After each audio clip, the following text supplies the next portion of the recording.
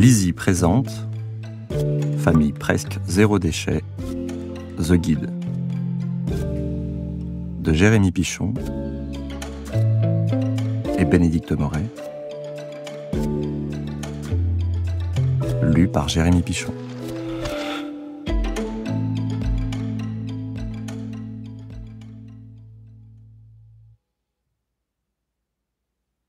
Préface de Nicolas Hulot, président de la Fondation Nicolas Hulot pour la nature et l'homme. Des pollinisateurs d'espoir. Préserver et partager sont les mots-clés d'une vision renouvelée de la prospérité et d'une redéfinition du progrès qui place comme critère premier le bien-être et l'épanouissement de tous les hommes, ainsi que le respect de la vie sous toutes ses formes. Plus je vais à la rencontre des acteurs de terrain, plus je suis persuadé qu'un petit groupe d'individus conscients et engagés peut changer le monde. Historiquement, c'est toujours de cette façon que le changement s'est produit, comme l'évoque l'anthropologue Margaret Mead.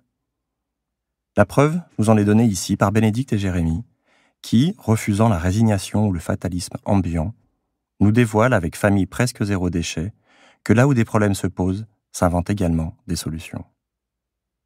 Ils ont mis en œuvre une idée qui m'est chère, contribuer à créer les conditions pour faire émerger un nouveau modèle de société à impact positif, où les bonnes idées de quelques-uns deviennent la chance de tous. Dans un monde où les espèces et les ressources naturelles se raréfient, où les inégalités se creusent, cette démarche de modération permet de distinguer l'essentiel du superflu. À cette initiative, j'aimerais associer Théodore Monod, qui disait « L'utopie n'est pas l'irréalisable, mais l'irréalisé ». Sur le chemin de la construction d'une société basée sur l'épanouissement humain et le respect de la biosphère, bonne route à tous.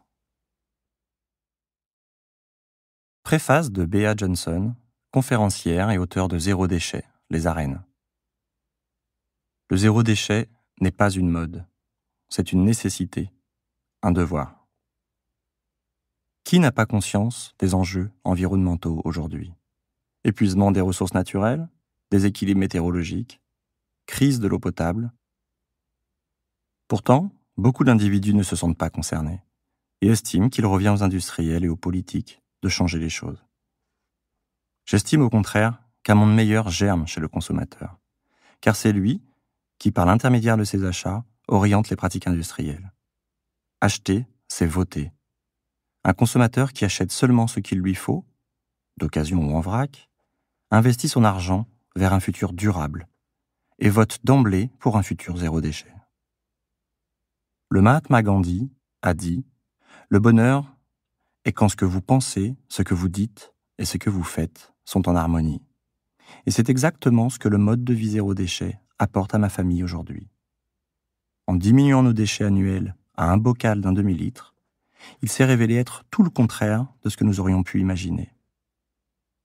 Il ne coûte pas plus cher, au contraire. Il nous fait économiser de l'argent, 40% d'après nos calculs. Il ne prend pas plus de temps, au contraire, il nous en fait gagner. Il ne prive pas de la vie, au contraire, il l'enrichit en faisant place à ce qui est important, notre famille, nos amis, et une vie riche en expériences. Le mode de vie zéro déchet vous réserve bien des surprises. Ne perdez plus un instant pour lui donner une chance d'enrichir votre quotidien, de donner un sens à votre passage sur Terre. La vie est trop courte, trop précieuse pour être gaspillée par des activités chronophages de consommation. Et les avantages d'une vie sans déchets sont trop importants pour être ignorés. Tout ce que vous risquez, c'est tout simplement de regretter de ne pas avoir commencé plus tôt. Allez, on se lance ? Un truc avant le propos. Avec ce guide pratique, nous souhaitons modestement renvoyer l'ascenseur à ceux qui nous ont un jour sensibilisés, touchés, inspirés, aidés. Des militants, des pionniers, des philosophes, des voisins, des fous, et surtout nos grands-parents, les kings du zéro déchet. Il n'y avait pas de kryptonite à la ferme, mais ils étaient les super-héros de l'économie circulaire. Du fumier au jardin, du verger à la conserve, de la vigne au verre. Et c'était seulement il y a quelques dizaines d'années. On a dû louper quelque chose sur le chemin du progrès. Comme un bug dans la matrice. N'écoutez pas les zéro-sceptiques, les râleurs et leurs flemmes, les lâches et leurs excuses. Donnez-vous le temps, mais faites. Agissez. Il en va de la survie de l'espèce. Avec Famille Zéro Déchet, The Guide, nous souhaitons donner toute sa place à l'action. Sans juger, culpabiliser ou moraliser. Nous ne sommes pas des curés. Les voies impénétrables du changement se situent pour nous dans l'action consciente et informée. Introduction. Comme souvent dans l'histoire, les forces de changement sont marginales, périphériques et déviantes. Edgar Morin. Notre histoire presque zéro déchet.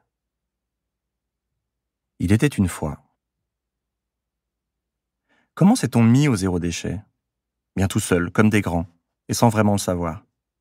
Début des années 2000, nous ramassons les déchets sur la plage avec l'association Surfrider Foundation. Première prise de conscience de l'état catastrophique de l'écosystème océanique et de notre surproduction de déchets.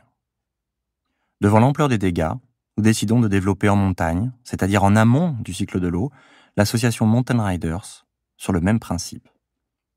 Objectif : ramasser les déchets sur les pistes de ski après la saison, réfléchir sur un modèle durable du tourisme de montagne et tout simplement de notre système de consommation. C'est donc en ramassant des tonnes de pommes-potes, mégots, emballages en tout genre dans la nature, que l'idée de réduire les déchets à la source s'est installée dans notre tête.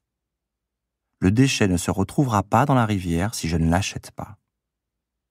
Le zéro déchet a ainsi commencé pour nous sans que l'on ait vraiment mis le mot dessus. 2006, ce sont les belles années Al Gore, Nicolas Hulot et le Grenelle de l'environnement. Nous pensons changer la planète, nous marchons sur l'eau. Les idées foisonnent, nous pouvons limiter le réchauffement climatique à moins de 2 degrés, freiner l'appétit des industriels pour les ressources naturelles, raisonner nos concitoyens et les inciter à limiter leurs sacs plastiques. 2014. Nous espérons que vous avez apprécié cet aperçu. Pour continuer à écouter ce livre audio sur Google Play Livres, utilisez le lien dans la description de la vidéo.